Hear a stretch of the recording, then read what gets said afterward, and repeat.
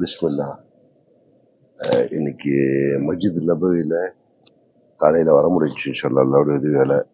இப்போ மணி காலை 4:40. அல்லாஹ் எல்லா மக்களுக்கும் ரஹ்மத் செய்வானாக. அல்லாஹ் எல்லாருக்கும் இந்த பாக்கியத்தை தருவானாக. எல்லோருக்கும் ஹஜ் உம்ரா செய்யக்கூடிய பாக்கியத்தை தருவானாக. அல்லாஹ் எவ்வளோ சலிப்பு நாயகத்தினுடைய உயிர் வாழும் இடம். நாயகம் உயிர் வாழ்றாங்க.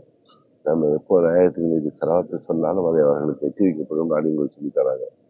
நாயகம் உயிர் வாழக்கூடிய இந்த இடத்துல வந்து அவங்களுடைய இடத்த நம்ம பார்க்காட்டி அது அவர்கள் தொழுது அவர்கள் காலடி எடுத்து வச்ச அந்த இடத்த நம்ம நடக்கக்கூடிய வாய்ப்பு அல்லா தந்தான். இந்த மஸ்ஜித் நபி யார் கட்டினா என்னங்கிற ஹிஸ்டரியை நான் ஒன்றும் பார்க்கல. வரலாறு பார்க்கணும் அப்படி கூகுளில் மட்டும் கேட்டால் சொல்லி தந்துடும் அந்த விஷயம். இதில் மெயின் நான் என்ன சொல்ல வரேன்டாக்கா, இது மக்களுக்கு தெரியணும் அப்படிங்கிறதுக்காக தான் எனக்கு ஒரு ஆசை. நமக்கு தெரிஞ்ச இந்த மக்களுக்கு சொல்லணும் அப்படிங்கிறது.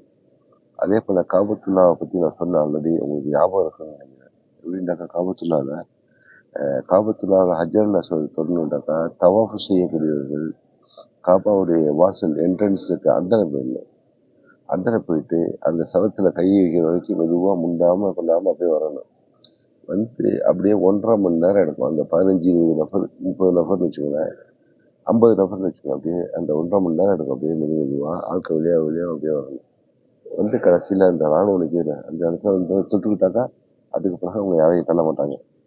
நீங்கள் தொட்டு முத்தமிட்டு வந்துடலாம். நீங்கள் ருக்குல் யமான்லேருந்து போனீங்கன்னா ஒரு காலத்துல நீங்கள் தொடர்றது ரொம்ப கஷ்டம். அந்த எல்லைக்கு போகும்போது மக்கள் தூக்கி தள்ளி விட்டுரும். அது பிறகு போராட்டம். அது ஈஸியான வழி இல்லைங்கிறது தெரியுங்க. அந்த மாதிரி இந்த மஸ்ஜித் நபியோட திருவுருத்துக்கு மக்கள் தெரியணும் அப்படிங்கிறதுக்காக ஆர்வத்தில் தான் நான் சொல்கிறேன்.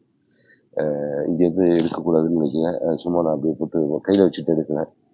இந்த பள்ளிவாசலில் ஒரு லைனுக்கு என்னுடைய கணிப்பு தப்பு இல்லாமல் இருக்குண்டாக்கா ஒரு லைனுக்கு ஒரு 1000 பேர் சொல்லுவாங்க. இப்படியே பார்த்தா கிட்டத்தட்ட ஒரு 100கணக்கான லைன்கள் மகன் துழுவுது. ஒரே இடத்துல ஒரு 2 லட்சம் பேர் இந்த பள்ளிவாசலில் துழுவும் போல முடியும் போல இருக்குது. அவ்வளோ பள்ளிவாசலை கட்டிருக்காங்க.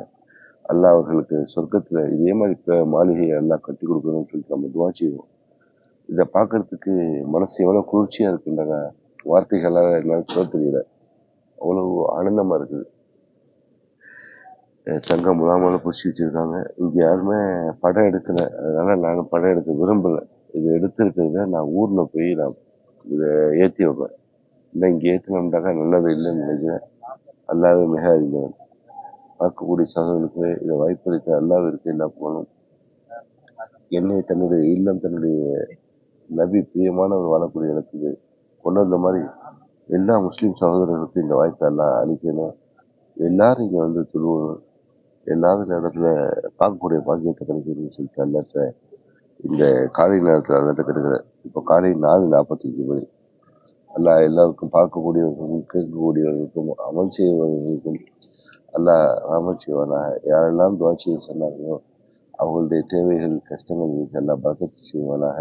எனக்கும் அவர்களுடைய துவாவை கொண்டு கைது செய்ய அல்லா, எனக்கும் உதவி செய்ய அல்லா, என்னுடைய வாழ்க்கையும் சிறப்பாக்கிய அல்லா, நேர்மையானவனாக நல்லவனாக வாழ்வதற்கு என்ன வாய்ப்பதியா அல்லா இந்த நேரத்தில் துவா கிடைக்கிறேன். பறக்கலாம் அல்லா பகச்சுவானாக.